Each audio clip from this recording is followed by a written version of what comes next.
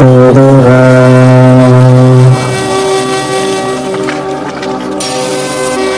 ओम नमो भगवते वासुदेवाय। ओम नमो भगवते वासुदेवाय।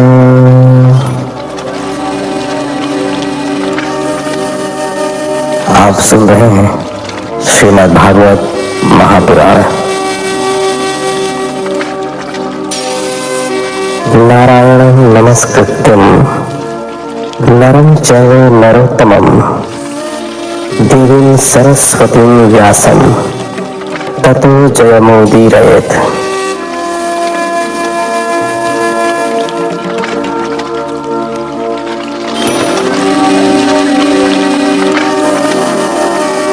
श्रीमद् भागवत की इस एपिसोड में आप सुनेंगे श्रीमद् भागवत महात्म्य।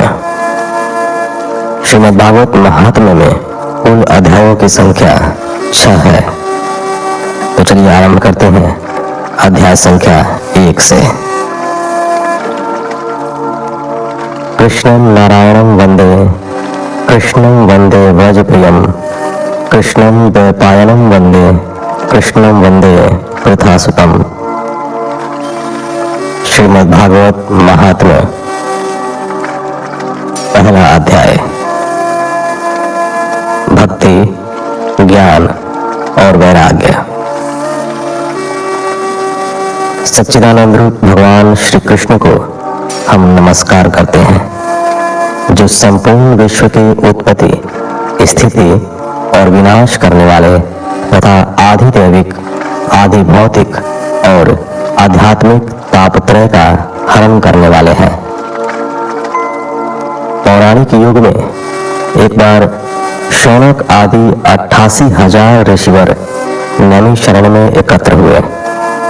वहां श्री वेद व्यास जी के पौराणिक शिष्य सूत जी विराजमान थे। उन ऋषियों ने सूत जी से प्रार्थना की कि वे कोई ऐसी कथा सुनाएं जिसमें लीलामय परमेश्वर की भक्ति, ज्ञान और वैराग्य का समावेश सर्वाधिक हो। इस घोर कलयुग में संसारी व्यक्तियों के लिए ज्ञान उस राक्षस के समान हो गया है जो क्रोध, लोभ, मोह और काम को ही सदैव भड़काता है, जिसकी वजह से मनुष्य हर पल हर घड़ी दुखी रहता है। आप कोई ऐसा चरित्र हमें सुनाएं जिसे सुनकर हमारे हृदय में भक्ति का संचार हो और हमारी प्रीति श्री हरि चरणों में हो। ऋषियों की बात सुनकर सूत जी बोले, ऋषिवर, इस कलयुग में काल रूपी सर्प के चंगुल में फंसे लोगों के उद्धार के लिए आपने जो कथा सुनने की इच्छा प्रकट की है वह स्तुति योग्य है। मैं आपको यह कथा सुनाता हूँ जिसे श्री शुकदेव जी ने राजा परीक्षित को सुनाया था। उस कथा का नाम श्रीमद् भागवत कथा है। सूत जी ने कथा का शुभारंभ करते हुए कहा, एक बार शृंगी ऋषि ने राजा परीक्षित को शाप दे दिया था कि तेरी मृत्यु आज से 7वें दिन हो जाएगी। राजा परीक्षित मृत्यु के भय से दुखी होकर श्री शुकदेव जी के पास आया। उन दिनों श्री शुकदेव जी गंगा के किनारे ऋषि मुनियों के सामने आध्यात्मिक प्रवचन किया करते थे। राजा की प्रार्थना पर उन्होंने उसका मृत्यु भय दूर करने के लिए यह श्रीमद् भागवत कथा सुनाई थी। जिस समय श्री शुकदेव जी कथा सुनाने के लिए तैयार हुए, उसी समय स्वर्ग के देवगण अमृत कलश लेकर वहां उपस्थित हो गए और शुकदेव जी से बोले, ऋषिवर, आप यह अमृत पीकर अमर हो जाए और हमें कोई सुंदर कथा सुनाए। इस पर श्री शुकदेव जी ने देवताओं से कहा, इस अमृत को पीकर तो लोग देवों की भांति अमर हो जाते हैं। यह अमृत हमारे किसी काम का नहीं है। स्वर्ग में आयु का कुछ पता नहीं चलता। वहां ब्रह्मा के एक दिन में 14 इंद्र बदल जाते हैं। तुम्हारे इस अमृत से तो कथा अमृत के समान है, जिसमें भगवान श्री कृष्ण का चरित्र है और जिसे सुनने के उपरांत मनुष्य जन्म तथा मृत्यु के आवागमन से मुक्त हो जाता है। महाराज परीक्षित भी इसी कथा को सुनने के इच्छुक है। यह कथा सनकादि ऋषियों ने नारद मुनि को 1 सप्ताह के भीतर सुनाने की विधि बताई थी। आप भी यदि सुनने के इच्छुक हो तो विराजें। सूत जी की बात सुनकर देवतागण तो वहां बैठ गए और शौनक आदि ऋषियों ने श्री सूत जी से पूछा, सूत जी, नारद जी तो 2 घड़ी से अधिक कहीं रुकते नहीं, फिर वे 7 दिन तक एक स्थान पर कैसे रुके रहे? सूत जी बोले, एक समय सनक, सनंदन, सनातन और सनत कुमार नामक 4 ऋषि भाई घूमते हुए बद्रिकाश्रम में आए। वहां उन्होंने नारद जी को उदास बैठे देखा तो पूछा कि आज वे किस मानसिक चिंता में डूबे हुए हैं। इस पर नारद जी ने उन 4 ऋषियों को प्रणाम कर अपनी चिंता का कारण बताते हुए कहा कि इस कलयुग में वे चारों ओर घूम फिर कर आए हैं तो उन्होंने देखा कि हर तरफ आपाधापी मची है। सत्य का पालन, पवित्र तपस्या करने का व्रत, दान और दया सभी लोग छोड़ चुके हैं। अपने माता पिता का कोई आदर नहीं करता। सभी अपने अपने स्वार्थ और सांसारिक मोह माया में उलझे हुए हैं। सभी अपना पेट भरने में लगे हैं। बात बात में झूठ बोलते हैं। साधु सन्यासी ढोंग करते हैं। सभी पैसों के लालच में कुछ भी करने पर उतारू हो जाते हैं। सर्वत्र अधर्म और नीच कर्मों का बोलबाला है। यह सब देखते हुए वे जब मथुरा नगरी में यमुना किनारे पहुंचे तो वहां एक स्त्री को उन्होंने रोते हुए देखा। उसके पास 2 बूढ़े अचेत अवस्था में पड़े थे। कोई भी उस स्त्री की सहायता करने नहीं आ रहा था। उन्हें देखकर वह स्त्री अपना दुखड़ा सुनाने लगी। वह कह रही थी कि वह भक्ति है और ये दोनों अचेत पड़े उसके 2 बेटे ज्ञान और वैराग्य है। यहाँ आसपास जो 3 स्त्रियां बैठी रो रही हैं, ये गंगा, यमुना और सरस्वती नदियां हैं जो मेरी सहायता के लिए यहाँ आई हैं। मैंने द्रविड़ प्रदेश में जन्म लिया था। कर्नाटक में मैं सयानी होकर दक्षिण में रही। वहां से चलकर मैं गुजरात पहुंची और वहां मैं बूढ़ी हो गई। लेकिन जब से मैं यहाँ वृंदावन में आई हूँ तब से मैं फिर से जवान हो गई हूँ। परंतु मेरे ये दोनों बेटे ज्ञान और वैराग्य कलयुग के पापों की अग्नि से भस्मीभूत होकर अचेत हो गए हैं।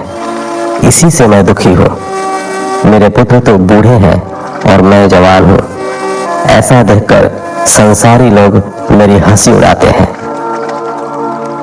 नारद जी ने उसे समझाया कि कलयुग की वजह से तेरे पुत्रों ने अपनी मर्यादा का त्याग कर दिया है। भाव यही है कि कलयुग में भक्ति के द्वारा ही परमात्मा का साहचर्य संभव है।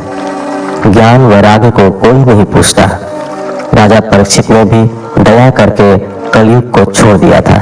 इसी का परिणाम उन्हें भुगतना पड़ रहा है। दूसरे लोगों को भी धर्म कर्म छोड़ देने के कारण दुख उठाना पड़ रहा है।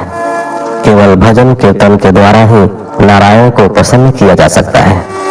कलयुग का यही धर्म है। इस युग में तो ब्राह्मण दान लेकर भी प्रायश्चित नहीं कराता। सभी के मन में क्रोध, लोभ, काम और अहंकार भरा रहता है। नारद जी की बात सुनकर भक्ति ने कहा, ऋषिवर, आप धन्य हैं। मुझे बड़े भाग्य से आपके दर्शन हुए हैं। आप सभी का दुख हरने वाले हैं। आप कोई ऐसा उपाय बताएं कि मेरे ये दोनों पुत्र ज्ञान और वैराग्य फिर से युवा हो जाए। इससे मेरा दुख छूट जाएगा और मुझे फिर से जीवन दान मिल जाएगा। मैं आपको बार बार नमन करती हूँ। कृपया मेरा दुख और कलेश दूर कीजिए। दूसरा अध्याय। नारद द्वारा भक्ति को प्रबोधन बोध तथा दुख निवारण हेतु साधु पुरुष की खोज। नारद जी ने स्त्री रूपी भक्ति से कहा, हे देवी, तुम अब श्री कृष्ण का ध्यान करो और समस्त चिंताओं को छोड़कर उन्हीं में अपने मन को लगाओ। श्री कृष्ण तुम्हारे समस्त कष्टों को दूर करेंगे। उन्होंने ही दुर्योधन की सभा में द्रौपदी की पुकार पर उसकी लाज बचाई थी, और जब ग्राह ने जल में हाथी का पैर पकड़कर खींचना चाहा, तब उन्होंने विष्णु रूप में गजेंद्र की पुकार पर उसके प्राणों की रक्षा की थी। श्री कृष्ण अपने भक्तों को बड़ा प्रेम करते हैं। उनकी पुकार पर वे नंगे पैरों भागे चले आते हैं। हे भक्ति, वैकुंठनाथ श्री विष्णु को भक्तों से इतना प्यार है कि वे ऊंच नीच का भेद नहीं करते।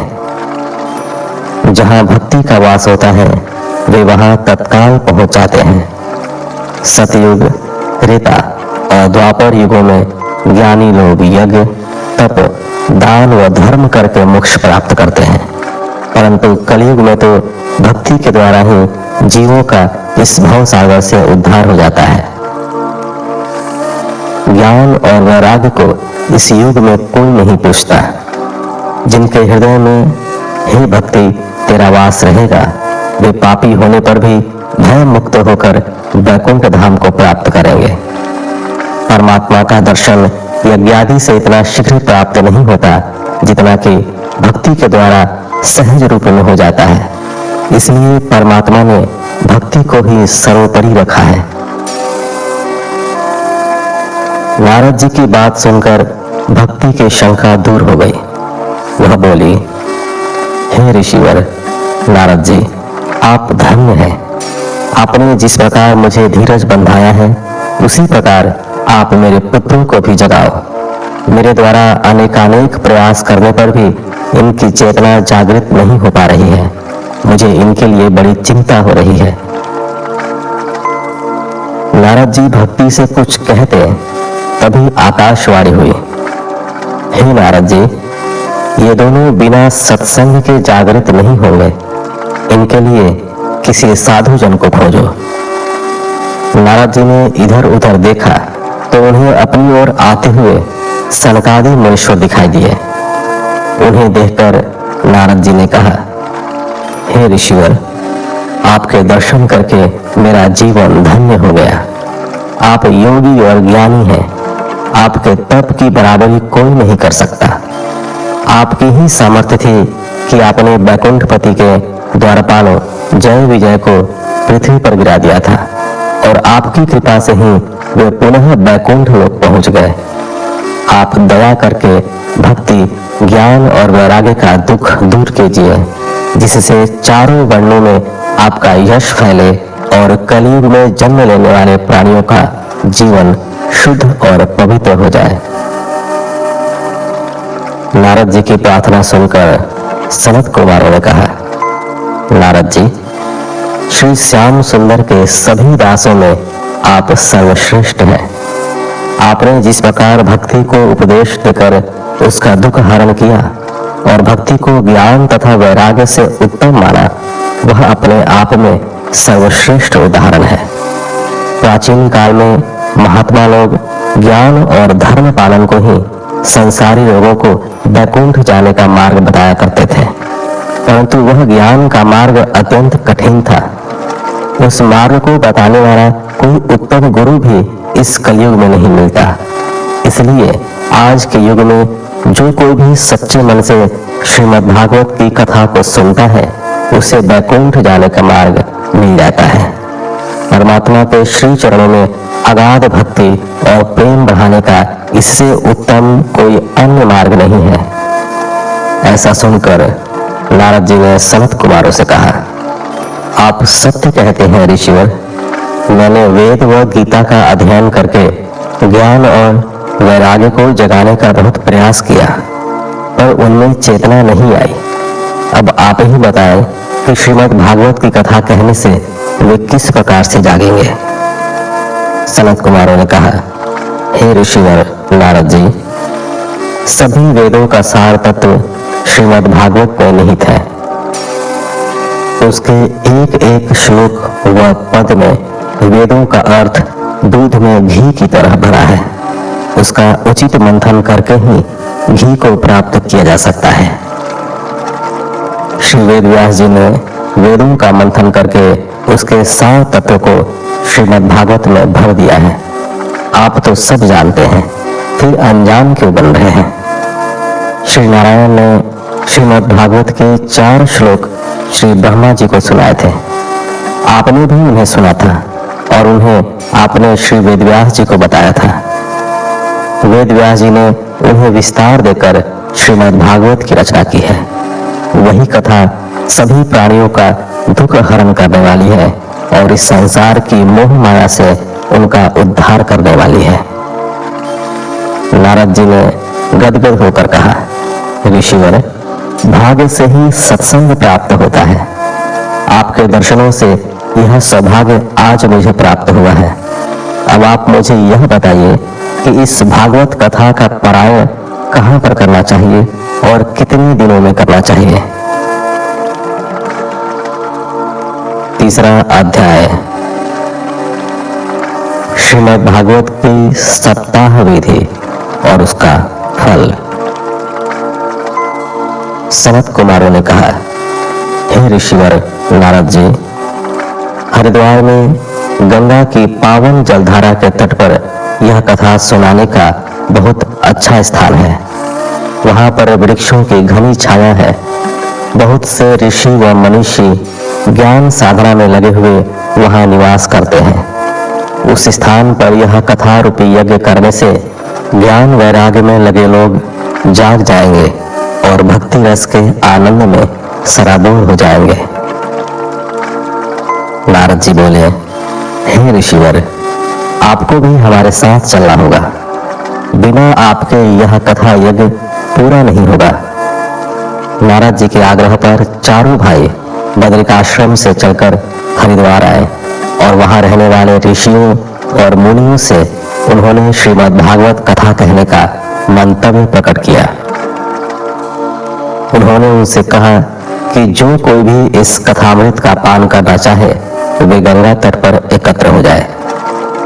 श्री नारद जी व सनत कुमारों की वाणी सुनकर उस स्थान पर रहने वाले ऋषि भृगु, वशिष्ठ, च्यवन, मेधातिथि, गौतम, परशुराम, मार्कंडेय, विश्वामित्र, पराशर और वेद पाठी आदि जितने भी ऋषि व मुनि वहां उपस्थित थे, सभी उस कथामृत का पान करने वहां आए।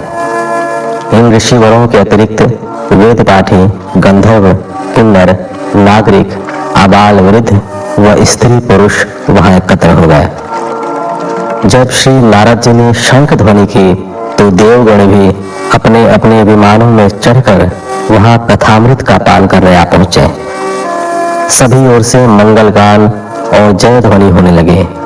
सभी सोच रहे थे कि देखें कौन परमेश्वर की लीला का बखान करता है। नारद जी ने सभी को आदर पूर्वक स्थान ग्रहण कराया। जब सभी शांत होकर बैठ गए तो सनत कुमारों ने नारद जी से कहा, ऋषिवर, हम आपको वह कथा सुनाते हैं जो श्री सुखदेव जी ने राजा परीक्षित को सुनाई थी। इस कथा में 18,000 श्लोक है। उन्हें सुनने और मनन करने से मुक्ति सामने खड़ी दिखाई देने लगती है। हे नारद जी, श्रीमद् भागवत की कथा सुनने से जो पुण्य फल प्राप्त होता है वैसा फल हजारों अश्वमेध व वाजपेयी यज्ञ करने से भी प्राप्त नहीं होता। जब तक इस संसार के मोह माया में लिप्त लोग इस कथा को नहीं सुनते, तब तक उनके पाप कर्म उन्हें दुख के गर्त में धकेलते रहते हैं। इस अमृतमय कथा को सुनने के उपरांत सभी पाप इस प्रकार से दूर भाग जाते हैं जैसे सूर्य के उदित होते ही कोहरा छट जाता है। जो लोग श्रीमद् भागवत का प्रतिदिन 1 या 2 श्लोकों का पाठ भी करते हैं, उनकी भी मुक्ति हो जाती है। और जो नित्य श्रीमद् भागवत का पाठ करते हैं और दूसरों को श्रवण कराते हैं, उनके करोड़ों जन्मों के पाप जलकर भस्म हो जाते हैं। जो व्यक्ति श्रीमद् भागवत की पोथी सोने के सिंहासन पर रखकर वैष्णव जन और साधुओं को दान में देता है, उसे परमेश्वर उस भव सागर से मुक्ति देकर अपनी परम दिव्य ज्योति में लीन कर लेते हैं। इस मनुष्य जीवन को प्राप्त करके भी जिसने श्रीमद् भागवत की कथा को नहीं सुना, उसके जीवन पर धिक्कार है। उसे चांडाल के समान समझना चाहिए। ऐसे कुपुत्र को जन्म देने से अच्छा था कि उसकी माता बांझ ही रहती। सनत कुमारों ने आगे कहा, उपस्थित सज्जन वृंद, इस कलयुग में यज्ञ, तप, दान और धर्म इस संसारी व्यक्ति से नहीं हो पाता। उसके मन में एकाग्रता भी नहीं आ पाती। मन सदैव चंचल रहकर इधर उधर भटकता रहता है। इसलिए स्वयं परब्रह्म परमात्मा ने श्री कृष्ण द्वैपायन वेद व्यास जी का अवतार लेकर यह कथा रची। यह कथा 7 दिन में सुनी जा सकती है। जो कोई व्यक्ति 7 दिन में चित्त लगाकर इस कथा को सुनता है, उसे सभी प्रकार के यज्ञ, तप, व्रत व दान करने का फल प्राप्त हो जाता है और उसका जीवन आवागमन के चक्र से मुक्त हो जाता है। इस महापुराण के 11वें स्कंध में एक स्थान पर श्री उद्धव जी श्री कृष्ण जी से ज्ञानोपदेश ग्रहण करके कलयुग के लक्षण को जानते हैं और श्री श्याम सुंदर के श्री चरणों में नमन करके पूछते हैं कि हे दीनानाथ, आप तो बैकुंठ को जा रहे हैं, फिर इन संसारी व्यक्तियों का उद्धार कैसे होगा? तब इस पर त्रिभुवनपति श्री कृष्ण ने कहा कि हे उद्धव, तुम बद्रिकाश्रम में जाकर तपस्या करो, वहां तुम्हारी मुक्ति हो जाएगी। मेरे जाने के उपरांत भी इस संसार में श्रीमद् भागवत रूपी कथा इस जगत में सदैव रहेगी। जो मनुष्य 1 सप्ताह तक भागवत कथा को सच्चे मन से सुनेगा, उसको मेरा दर्शन अवश्य होगा। इसे सांसारिक लोगों को दुखों से मुक्ति दिलाने वाला पारायण समझना चाहिए। इसके सिवाय इस कलयुग में मुक्ति का कोई दूसरा उपाय नहीं है। इतनी कथा सुनाने के बाद सूत जी ने शौनक आदि ऋषिवरों से कहा, ऋषि श्रेष्ठ मुनिवर, जब श्री सनत कुमारों ने वहां सप्ताह का पारायण करके श्रीमद् भागवत की कथा सुनानी प्रारंभ की, तब सभी ने उससे पूर्ण मनोयोग से सुना। उस कथा के श्रवण से भक्ति के वे दोनों बूढ़े पुत्र ज्ञान और वैराग्य अचेतावस्था से चैतन्य होकर उठ खड़े हुए। भक्ति का दुख छूट गया। सभा में भक्ति के पदार्पण से सभी गोविंद हरे मुरारे का जाप करने लगे। वहां पर भक्ति, ज्ञान और वैराग्य का ऐसा समागम हुआ कि सभी भक्ति रस में सराबोर होकर कलयुग के दुख को भूल गए। सभी का मन उस सप्ताह कथा से शुद्ध, पवित्र और एकाग्र हो गया। चौथा अध्याय। सप्ताह सुनने वालों को नारायण का दर्शन और आत्मदेव ब्राह्मण की कथा। सूत जी ने शौनक आदि ऋषियों से कहा, मुनिवर, जब सभी उपस्थित वैष्णव जन व ऋषि श्रेष्ठ श्रीमद् भागवत की सप्ताह कथा को सुनकर एकाग्रचित हो गए, तब श्री श्याम सुंदर ने जो पीताम्बर धारण किए हुए थे, करघनी, मोर मुकुट, जड़ाऊ कुंडल पहने थे, केसर व चंदन का तिलक लगाए थे, उद्धव और बैकुंठवासी अपने भक्तों के साथ वहां उपस्थित हुए और अपनी मधुर मोहिनी सूरत से सभी को दर्शन दिए। उस अमृतमयी कथा को सुनकर सभी की आंखों के सम्मुख श्री श्याम सुंदर की मूर्ति साक्षात प्रकट हो गई। उनके दर्शन करके सभी उपस्थित जन उनकी जय जयकार करने लगे। चंदन और पुष्पों की उन पर वर्षा करने लगे। धूप, दीप और नैवेद्य से उनकी पूजा करने लगे। शंख की तुमुल ध्वनि से उनकी उपस्थिति का जयघोष करने लगे। ठठ के ठठ लोग उमड़कर उनके चरणों में गिर पड़े। ऐसा अद्भुत आनंद देखकर श्री नारद जी ने सनत कुमारों से कहा कि उन्होंने यह सप्ताह यज्ञ करके सभी को मुक्ति का अधिकारी बना दिया है। इनके अतिरिक्त और कौन लोग हैं जिन्होंने इस कथा को सुनकर मुक्ति प्राप्त की है? इस पर सनत कुमार ने कहा, ऋषिवर, इस कलयुग में जो मनुष्य अपने पाप कर्मों से पापी कहलाते हैं, जो दुष्ट, लालची, चुगलखोर, दुष्चरित्र, कामी और क्रोधी हैं, वे भी इस सप्ताह कथा को सुनकर मोक्ष को प्राप्त करते हैं। इस कलयुग में जो व्यक्ति अपने माता पिता की सेवा करता है, वह अपने कर्म और धर्म से रहित लोभी होने पर भी इस कथा को सुनकर भव सागर से पार हो जाता है। अब हम आपको एक पुरानी कथा सुनाते हैं। यह कथा एक ऐसे ब्राह्मण की है जिसकी पत्नी बड़ी कर्कशा थी। आत्मदेव ब्राह्मण की कथा। दक्षिण दिशा में तुंगभद्रा नदी के तट पर स्थित एक नगर में आत्मदेव नामक एक ब्राह्मण अपनी पत्नी धुंधली के साथ रहता था। ब्राह्मण बड़ा ज्ञानी, तेजवान और सदाचारी था, जबकि उसकी स्त्री बड़ी कर्कशा थी। वह सारे दिन सांसारिक मोह माया में फंसी रहती थी और बात बात में अपने पति से लड़ाई झगड़ा करती रहती थी। वह ब्राह्मण जैसी परमेश्वर इच्छा कहकर चुप रहता था और अपना समय काटता था। उस ब्राह्मण के यहाँ कोई संतान नहीं थी। उसने संतान के लिए खूब दान दक्षिणा बांटे, पर उसे संतान का सुख प्राप्त नहीं हो सका। एक दिन दुखी होकर वह अपना जीवन समाप्त करने की इच्छा से वन में चला गया। वहां एक सरोवर के किनारे वह भूखा प्यासा दोपहर तक बैठा रहा। चिंता के मारे उसका बुरा हाल था। संतान न होने के कारण उसके पितरों को मुक्ति नहीं मिलेगी, यह सोच सोचकर वह हैरान परेशान था। उसी समय एक सन्यासी वहां आया और उस ब्राह्मण को उदास देखकर उसकी उदासी का कारण पूछने लगा। ब्राह्मण ने संतान न होने का अपना दुख उससे बताया और कहा कि उसकी पालित गाय भी बांझ है और जो वृक्ष उसने लगाया है उस पर भी फल नहीं आते हैं। बाजार से जो फल वह लाता है वे भी सूख जाते हैं। सन्यासी ने ब्राह्मण को सांत्वना देते हुए उसकी कर्म रेखा देखी तो कहा कि तेरे भाग में 7 जन्मों तक संतान का सुख नहीं है, इसलिए उसके लिए प्रयत्न करने का कोई लाभ नहीं है। वैसे यह सांसारिक माया झूठी है। कलयुग में पुत्र से सुख नहीं, दुख ही प्राप्त होता है। सभी भाई बंधु मतलब के साथी होते हैं।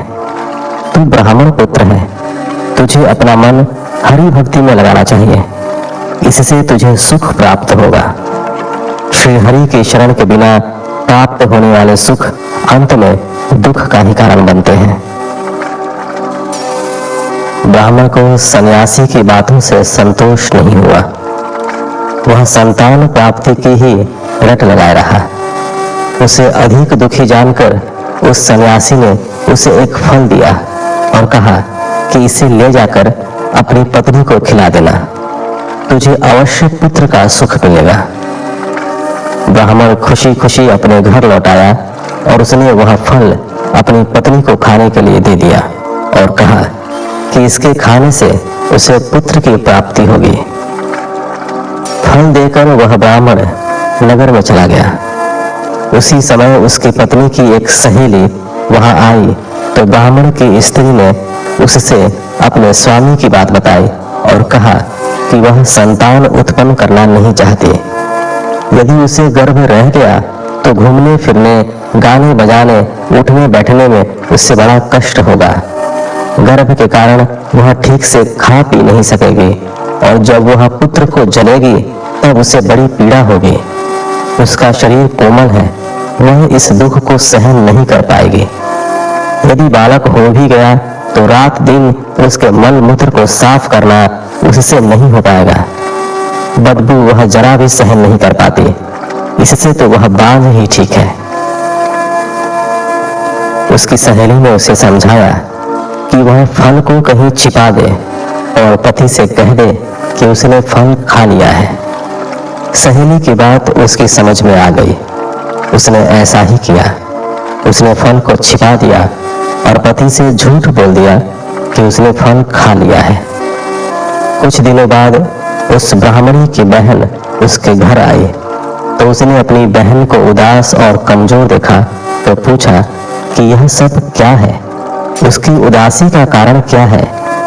इस पर ब्राह्मणी ने अपनी बहन को सारी बात बता दी और बोली कि वह इसलिए चिंतित और उदास है कि गर्भ तो उसके है नहीं, फिर वह अपने पति से यह झूठ कब तक छिपा पाएगी। उसकी बहन ने बताया कि वह 1 माह की गर्भवती है, वह पुत्र प्रसव करेगी तो उसे दे देगी, यह फल वह गाय को खिला दे। ब्राह्मणी ने प्रसन्न होकर वह फल अपनी गाय को खिला दिया। समय आने पर ब्राह्मणी की बहन ने एक पुत्र को जन्म दिया। ब्राह्मणी तत्काल चुपचाप उस नवजात शिशु को ले आई और उसने ब्राह्मण से कह दिया कि उसे पुत्र हुआ है। कुछ समय के बाद ब्राह्मणी की गाय ने भी एक सुंदर मनुष्य रूपी बालक को जन्म दिया। उसके कान गाय जैसे बहुत बड़े बड़े थे। ब्राह्मण दोहरी खुशी पाकर खूब प्रसन्न हुआ। उसने याचकों को बुलाकर खूब दान दक्षिणा दी और घर में ढोलक बजवाई। ब्राह्मणी ने अपने पति से कहा कि उसको दूध नहीं उतर रहा है, जबकि उसकी बहन को खूब दूध आ रहा है। उसका पुत्र पैदा होते ही मर गया है, उसका दूध पीने वाला कोई नहीं है। अगर वह कहे तो अपनी बहन को बुला ले। ब्राह्मण ने सहर्ष अपनी सहमति प्रदान कर दी। ब्राह्मणी की बहन वहां आ गई और उसके पुत्र को दूध पिलाने लगी। ब्राह्मण ने उस बालक का नाम धुंधकारी रखा और गाय के पुत्र का नाम गोकर्ण रखा। वह उन दोनों बालकों का लालन पालन अच्छी प्रकार से करने लगा। जब दोनों बालक सयाने हुए तो गोकर्ण पढ़ लिखकर बड़ा पंडित और बुद्धिमान हुआ, जबकि धुंधकारी महामूर्ख, अधर्मी, चोर, जुआरी और लंपट बना। गोकर्ण का समय धर्म कर्म में व्यतीत होता था और धुंधकारी का कुकर्मों में। गोकर्ण का समय शास्त्रों के अध्ययन, तीर्थाटन और संत महापुरुषों के संग में बीतता, जबकि धुंधकारी वेश्यागमन करता और घर का सारा धन उस पर लुटाने लगा। वह धन न देने पर अपने माता पिता के साथ मारपीट करता और गाली गलौज करता। ब्राह्मण उसकी दशा देखता तो दुखी होकर कहता कि इससे अच्छा तो मैं नहीं संतान ही था। उसे सन्यासी की एक एक बात याद आती। वह सोचता इस जीवन से तो मर जाना ही उचित है, इन दुखों से तो छुटकारा मिल जाता। पिता को दुखी देखकर गोकर्ण उसे समझाता कि इस संसार में दुख सुख किसी नहीं होता, आपको चिंता नहीं करनी चाहिए। संसार में राजा रंक, धनी निर्धन सभी के साथ दुख लगे रहते हैं। जो व्यक्ति सांसारिक मोह माया छोड़कर परमात्मा में अपना ध्यान लगाता है, सुख उसे ही प्राप्त होता है। इसलिए आप स्त्री और संतान का मोह छोड़कर वन में चले जाओ और भगवान का ध्यान करो, आपको सुख अवश्य मिलेगा। संसार में लिप्त रहने से तो नरक ही भोगना पड़ता है। गोकर्ण की बातें सुनकर ब्राह्मण को कुछ ज्ञान हुआ और उसने अपने पुत्र गोकर्ण के कहने पर वन में जाकर अपना मन श्री हरि चरणों में लगा दिया। कुछ ही दिनों की एकाग्रचित भक्ति करने से उसे मोक्ष मिल गया और उसने अपना संपूर्ण जीवन श्री हरि भक्ति में समर्पित कर दिया। 5वां अध्याय, धुंधकारी की प्रेत योनि से मुक्ति। आत्मदेव ब्राह्मण गोकर्ण के कहने पर जब वो वन में चला गया तो धुंधकारी ने पैसों के लिए अपने माता को मारना पीटना शुरू कर दिया। वह उससे गड़े धन के बारे में पूछता, पर धन कहीं था ही नहीं। वह कब तक बहाने बनाती। एक रात अपने पुत्र के अत्याचारों से बचने के लिए उसने कुएं में कूदकर अपनी जीवन लीला समाप्त कर दी। जब गोकर्ण ने धुंधकारी का यह हाल देखा तो वह भी घर छोड़कर कहीं चला गया। वह विभिन्न तीर्थ स्थानों में जाकर भगवान का भजन पूजन करता और सभी के सुख दुख में समान भाव से सम्मिलित होता। गोकर्ण के जाने के बाद धुंधकारी वेश्यागमन का खर्च उठाने के लिए चोरी चकारी और ठगी का धंधा करने लगा। एक दिन वह कहीं से बहुत सारा धन और आभूषण चुरा कर लाया और उसे ले जाकर उसने वेश्या को दे दिया। उस रात वह वेश्या के यहाँ ही सोया। रात्रि में जब वह गहरी नींद में था तो वेश्या के घर वालों ने विचार किया कि यह चोरी करके धन लाता है। यदि यह पकड़ा गया तो राजा इसके साथ साथ हमें भी दंडित करेगा। इससे तो अच्छा है कि इसे ही सदैव के लिए मौत के मुंह में धकेल दिया जाए। उन्होंने उसके गले में फंदा डालकर पहले तो उसे छत से लटका दिया, लेकिन जब वह नहीं मरा तो जलती लकड़ियों से उसका चेहरा जलाकर उसे मार दिया गया और घर के आंगन में एक गड्ढा खोदकर उसकी लाश को उसमें दफन कर दिया गया। वेश्याएं किसी के मित्र नहीं होती, उन्हें तो सिर्फ धन से मतलब होता है। मुख में जुबान बड़ी मीठी होती है और पेट में विष भरा होता है। लोगों के पूछने पर वेश्या ने कह दिया कि वह व्यापार के लिए परदेश गया हुआ है। हत्या किए जाने के कारण धुंधकारी प्रेत योनि में पहुंच गया।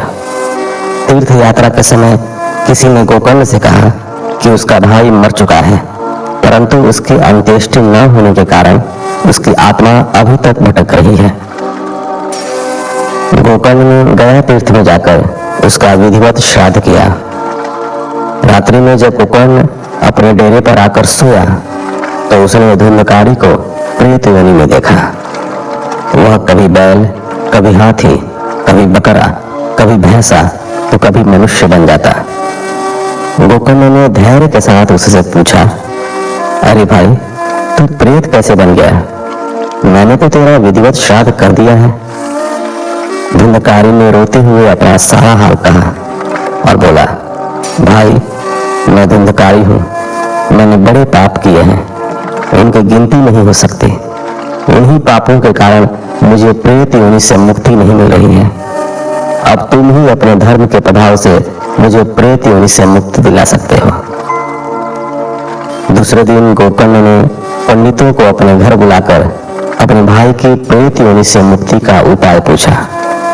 उन पंडितों ने गोकर्ण से कहा कि वह सूर्योपासना करके भगवान सूर्यदेव से उसकी मुक्ति का उपाय पूछे। गोकर्ण ने सभी पंडितों को उचित दान देकर विदा किया और जल में खड़े होकर सूर्योपासना की। सूर्य मंत्र के प्रभाव से भगवान सूर्यदेव ने गोकर्ण को दर्शन दिए और जब वरदान मांगने को कहा तो गोकर्ण ने भगवान सूर्य से ऐसा उपाय बताने की प्रार्थना की जिससे धुंधकारी प्रेत योनि से मुक्त हो जाए। वत्स, श्रीमद् भागवत का सप्ताह पारायण कराओ और उसे अपने भाई को सुनाओ, उसकी प्रेत योनि से मुक्ति हो जाएगी। सूर्य भगवान की बात सुनकर गोकर्ण प्रसन्न हो उठा। उसने तत्काल पंडितों, योगियों और महापुरुषों को बुलाकर मंत्रणा की और शास्त्र विधि के अनुसार श्रीमद् भागवत का सप्ताह पारायण कराया। उससे सुने बहुत से स्त्री पुरुष, आबाल वृद्ध, धनी निर्धन वहां आए।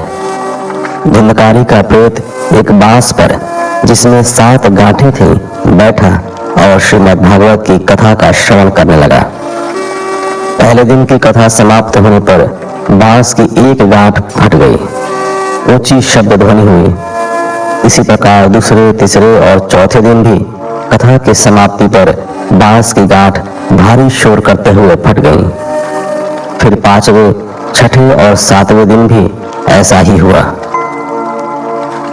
श्रीमद् भागवत के 12 स्कंधों की कथा सुनने से धुंधकारी के सारे पाप नष्ट हो गए और वह प्रेत योनि को छोड़कर वैकुंठ लोक में चला गया। गोकर्ण से जाते समय उसने कहा, भाई, मैंने अपने जीवन में अत्यंत जघन्य पाप किए। मैं अपनी माता और पिता के मृत्यु का कारण बना। मैंने उन्हें उनके जीवित रहते भी अत्यंत दुख दिए। भोगों ने मेरी बुद्धि को मुझसे छीन लिया था। मुझे तो लगता था मैं इन पापों से कभी भी मुक्त नहीं हो पाऊंगा, लेकिन आपने मुझे मेरे पापों से मुक्ति दिलाकर मुझ पर बड़ा उपकार किया है। श्रीमद् भागवत की कथा के अतिरिक्त कोई अन्य उपाय ऐसा नहीं है जो पापों से मुक्ति दिलाने वाला हो। इस संसार रूपी कीचड़ में फंसे लोग श्रीमद् भागवत के कथा रूपी तीर्थ में स्नान करने से ही पवित्र होते हैं और इस भव सागर से पार हो जाते हैं। यह कथा अत्यंत पावन है। जो इसका पारायण किसी सांसारिक ऐश्वर्य भोग की कामना से करता है, उसकी उन समस्त कामनाओं की पूर्ति होती है। वैष्णव को इस पारायण का फल प्रेमा भक्ति के रूप में प्राप्त होता है। इस प्रकार जो जिस भावना से इसका पाठ करता कराता है, वह उन्हें प्राप्त करता है। धुंधकारी के प्रेत योनि से छुटकारा पाने के उपरांत वहां उपस्थित पंडितों और महात्माओं ने गोकर्ण से कहा, वत्स, हमारे मन में एक संदेह उत्पन्न हुआ है, उसे आप मिटा दीजिए। यहाँ उपस्थित हम सभी ने श्रीमद् भागवत कथा का सप्ताह पारायण सुना, परंतु यहाँ सभी को मुक्ति नहीं मिली, केवल धुंधकारी को ही मुक्ति मिली और वह वैकुंठ में चला गया। ऐसा क्यों हुआ? गोकर्ण ने कहा, महात्माओं, इस कथा को जो व्यक्ति एकाग्रचित्त होकर केवल मोक्ष प्राप्ति के लिए सुनता है, उसे संपूर्ण फल अवश्य प्राप्त होता है। लेकिन जिनका चित्त सांसारिक कार्यों में ही उलझा रहता है, उन्हें वैसा फल प्राप्त नहीं होता। एक चित्त होकर ही मुक्ति प्राप्त होती है। ऐसा सुनकर सभी लोगों की प्रार्थना पर गोकर्ण ने श्रावण मास में पुनः श्रीमद् भागवत का सप्ताह पारायण कराया। जिन्होंने एक चित्त होकर उस कथा को सुना, उन्हें लेने के लिए स्वयं श्री कृष्ण बैकुंठ से विमान लेकर पधारे और गोकर्ण सहित उन्हें लेकर बैकुंठ चले गए। वैसे ही जैसे त्रेता युग में श्री रामचंद्र जी अयोध्या वासियों को लेकर सदैव बैकुंठ गए थे।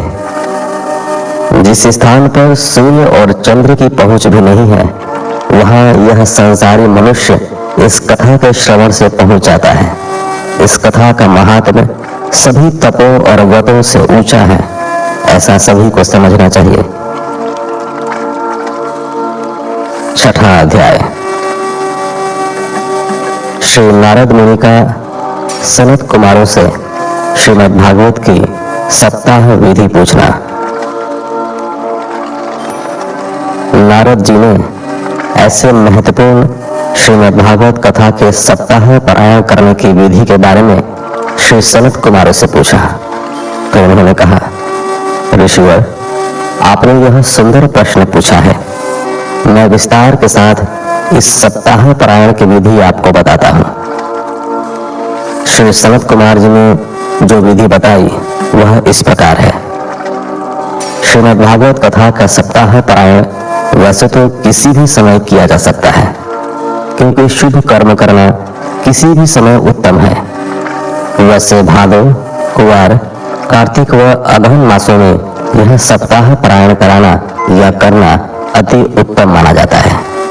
इन मासों में इस कथा को सुनने से बड़ा पुण्य प्राप्त होता है।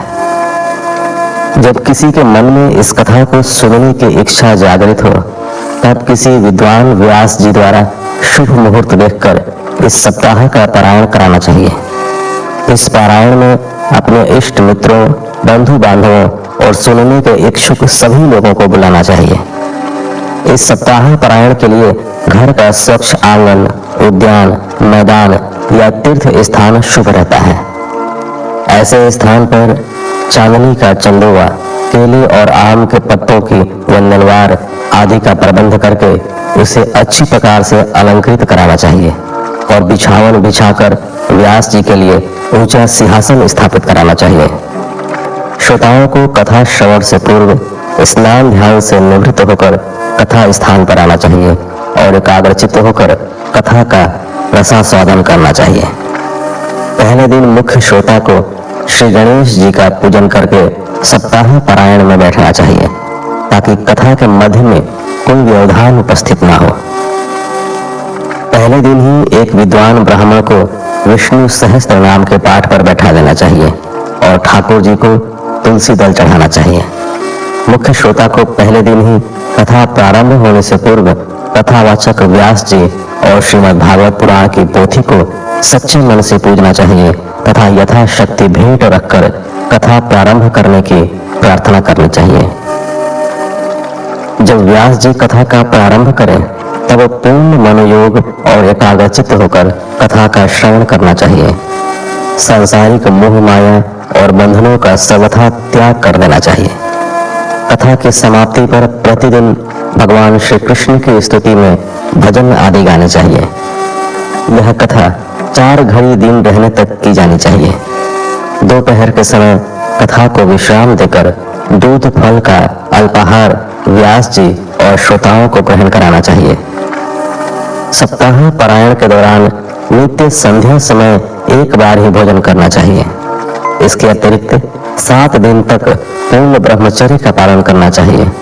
मन के विकारों को दूर रखना चाहिए। भूल कर भी दूषित विचारों और भावों को मन में नहीं आने देना चाहिए। लोभ, मोह, क्रोध आदि से सदैव दूर रहना चाहिए। बासी अन्न, दाल, शहद, बैंगन, तरबूज, मसूर, मेथी, उड़द, प्याज, लहसुन, मूली, गाजर, कोहड़ा अर्थात काशी फल आदि नहीं खाना चाहिए। अधिक भोजन कदापि नहीं करना चाहिए। इससे आलस होने लगता है और श्रोतागण कथा के मध्य सो जाते हैं। कथा के मध्य किसी की चुगली, ईर्ष्या, निंदा और क्रोध आदि नहीं करना चाहिए। रजस्वला और मल्लेच्छ को कथा मंडप में बैठकर कथा का श्रवण नहीं करना चाहिए। यदि उन्हें कथा सुनने की इच्छा हो तो वे कथा मंडप से अलग होकर बैठें। श्रोताओं को सत्य बोलने और दया भाव का सदैव प्रयास करना चाहिए। कथा के मध्य पारस्परिक वार्तालाप और शोर आदि नहीं करना चाहिए। इस कथा को यदि कोई बांझ स्त्री सुने तो उसे संतान की प्राप्ति अवश्य होती है। इसे सुनने से सभी का मनोरथ सिद्ध होता है। प्रतिदिन कथा की समाप्ति पर तुलसी दल व प्रसाद सभी श्रोताओं को देना चाहिए। जब कथा समाप्त हो जाए तो 8वें दिन सप्ताह का पूर्णाहुति यज्ञ दशम स्कंध के श्लोकों से अथवा गायत्री महामंत्र के जाप से आहुति देकर करना चाहिए। तदुपरांत व्यास जी अर्थात कथावाचक व अन्य ब्राह्मणों को भोजन करा के अपनी सामर्थ्य के अनुसार वस्त्र, आभूषण, गौ, पृथ्वी, बर्तन व धन आदि देना चाहिए और सम्मान पूर्वक उन्हें विदा करना चाहिए। श्री वेद व्यास जी का कहना है कि इस कथा के श्रवण से मनुष्य को धर्म, अर्थ, काम, मोक्ष सभी पदार्थ मिलते हैं। यहाँ काम का अर्थ सुख और ऐश्वर्य से है। अर्थ से समृद्धि प्राप्त होती है। धर्म से सद्विचार और पुण्य लाभ होता है और मोक्ष से इस भवसागर से मुक्ति होने का बोध होता है। इतनी बात कहने के बाद सनत कुमार बोले, ऋषिवर नारद जी, यदि आपको सुनने की अभी भी इच्छा रह गई हो तो हम इस कथा का दूसरा सप्ताह पारायण प्रारंभ करें। नारद मुनि ने प्रसन्न होकर कहा, मेरे अहोभाग्य जो मुझे ऐसा अवसर प्राप्त हो रहा है। यह आपका उत्तम विचार है। नारद जी की सहमति पाकर सनत कुमारों ने श्रीमद् भागवत का दूसरे सप्ताह का पारायण प्रारंभ कर दिया। उसे सुनने के लिए आसपास के सैकड़ों ऋषिगण वहां एकत्र हो गए। उसी समय अनेक तीर्थों में भ्रमण करते हुए स्वयं शुकदेव जी महाराज भी वहां चले आए। उन्हें देखकर सनत कुमारों ने उठकर बड़े आदर भाव से उन्हें व्यासपीठ पर बैठने का निवेदन किया, परंतु शुकदेव जी ने कहा, नहीं ऋषिवर, यह व्यासपीठ आपके लिए ही निर्मित की गई है। सप्ताह पारायण आप ही करेंगे। यदि आप कहें तो मैं श्रोताओं से कुछ निवेदन करना चाहता हूँ। सभी ने एक स्वर से श्री शुकदेव जी को सुनने की इच्छा प्रकट की तो शुकदेव जी श्रोताओं से बोले, उपस्थित श्रोतागण, आप सभी लोग अगहन मासों में श्रीमद् भागवत कथा के सप्ताह पारायण को एकाग्रचित्त होकर सुने। यह कथा वेद रूपी वृक्ष का फल है, अर्थात वेदों का सार तत्व इस कथा में निहित है। संसार में दूसरे जितने भी फल होते हैं उनमें गुठली और छिलका रहता है, परंतु यह फल उन सभी फलों से निराला है। इसमें अमृत रस भरा हुआ है। इस अमृत का पान करने से मनुष्य भवबंधन के चक्र से मुक्ति पा जाता है। इसलिए इसे बार बार पीना चाहिए। यह कथा सबसे पहले श्री नारायण ने श्री ब्रह्मा जी से कही थी। श्री ब्रह्मा जी ने इसे अपने पुत्र श्री नारद जी को बताया। श्री नारद जी ने इसे मेरे पूज्य पिता श्री कृष्ण द्वैपायन वेद व्यास जी से कहा। पिताश्री ने यह कथा मुझे पढ़ाई और मैंने इसे राजा परीक्षित को सुनाया और उसका दुख दूर किया। श्रोतागण पूर्ण मनोयोग से श्री शुकदेव जी का प्रवचन सुन रहे थे। श्री शुकदेव जी आगे बोले, मेरे प्रिय श्रोतागण, आप सभी शुद्ध और प्रबुद्ध मन से यहाँ इस कथा का रसामृत प्राप्त करने के लिए एकत्र हुए हैं। यह आपको जानना चाहिए कि इसमें जो सार तत्व विद्यमान है वह 18 पुराणों के सार तत्व से भी उत्तम है। साधु और वैष्णव जन का यही सर्वोत्तम और बहुमूल्य धन है। स्वर्ग में तपस्वी गण, ब्रह्मलोक में स्वयं ब्रह्मा, कैलाश अर्थात शिवलोक में आशुतोष शिव और वैकुंठ लोक में श्री लक्ष्मी जी इस कथा को अपने श्रीमुख से गाती हैं। जिस समय श्री शुकदेव जी श्रोतागण को अपना प्रवचन सुना रहे थे, उसी समय वैकुंठपति श्री विष्णु, श्री ब्रह्मा, देवराज इंद्र, श्री वरुण देव, श्री कुबेर देव तथा प्रहलाद आदि भक्त वहां उपस्थित हो गए। उन्हें देखकर वहां उपस्थित सभी जन उनकी जय जयकार करने लगे। नारद जी तो हर्षातिरेक में खड़े होकर नाचने लगे। भक्त प्रहलाद ने करताल बजानी प्रारंभ की तो भक्त उद्धव मंजीरा बजाने लगे। देवराज इंद्र मृदंग पर थाप देने लगे। उस समय त्रिलोकीनाथ श्री नारायण ने जब सभी को प्रेम में लीन देखा तो कहा, भक्तों, जिसके मन में जो इच्छा हो सो मांग लो। नारद जी तत्काल हाथ जोड़कर बोले, प्रभु, आपके दर्शनों का सौभाग्य हमें प्राप्त हुआ है। इससे अधिक ऐसी कौन सी वस्तु है जिसे हम मांगे। आपने दर्शन देकर हम सभी को कृत कृत कर दिया। आप अपने चरणों की भक्ति हम सभी को दीजिए। श्री नारायण ने तथास्तु कहा और अंतर्धान हो गए। सप्ताह यज्ञ पूर्ण हुआ। श्री सूत जी से यह कथा सुनकर शौनक आदि 88,000 ऋषियों ने सूत जी से पूछा, हे सूत जी, श्री शुकदेव जी महाराज ने यह कथा राजा परीक्षित को कब सुनाई थी और गोकर्ण तथा सनत कुमारों ने यह कथा कब कही थी, यह हमें बताइए। श्री सूत जी ने कहा, ऋषिवर, जब श्री कृष्ण जी द्वारकापुरी से वैकुंठ लोक को पधारे तब उसके 300 वर्ष पश्चात भादो मास की नवमी के दिन श्री शुकदेव जी ने यह कथा राजा परीक्षित को सुनाई थी और इसका पारायण उन्होंने 7 दिन में किया था। वह स्थान गंगा के तट पर है और कलयुग में उस स्थान को शुक्र ताल के नाम से जाना जाता है। यह शुक्र ताल नाम शुक ताल का अपभ्रंश है। यहाँ एक विशाल वट वृक्ष है। इसी के नीचे बैठकर श्री शुकदेव जी ने यह कथा कही थी। आज यह स्थान एक तीर्थ स्थान के रूप में विकसित हो चुका है। इस कथा के 200 वर्ष पश्चात गोकर्ण ने गया तीर्थ में इस कथा का सप्ताह पारायण कराया था। उसके 300 वर्ष पीछे इस कथा का सप्ताह पारायण श्री सनत कुमारों ने श्री नारद जी की उपस्थिति में कराया था। यहाँ उसी कथा का वर्णन किया गया है। इस अमृतमयी कथा का जो भी प्रेम से श्रवण करता है या दूसरों को सुनाता है, उसको सभी फल प्राप्त होते हैं और वह जीवन मुक्त कहलाता है। जीवन से मुक्ति का तात्पर्य यहाँ सभी प्रकार की मोह माया और सांसारिक बंधनों से मुक्त हो जाना है। ऐसा भागवत पुरुष अर्थात जीवन मुक्त इस संसार में रहकर भी निष्प्रिय भाव से सभी के प्रति प्रेम और समभाव रखता है। उसे अपने लिए किसी पदार्थ का लोभ नहीं रहता। वह संसार में रहकर भी संसार से परे होता है। उसका हर पल और हर घड़ी श्री भगवान मुरलीधर के रूप माधुरी में खोया रहता है। इस प्रकार श्रीमद् भागवत महात्म्य पूर्ण हुआ। इसी के साथ इस एपिसोड को यही विराम देते हैं। अगले एपिसोड में आप प्रथम स्कंध के अध्यायों का श्रवण करेंगे। तो मिलते हैं आपसे अगले एपिसोड में। तब तक के लिए धन्यवाद। जय श्री हरि।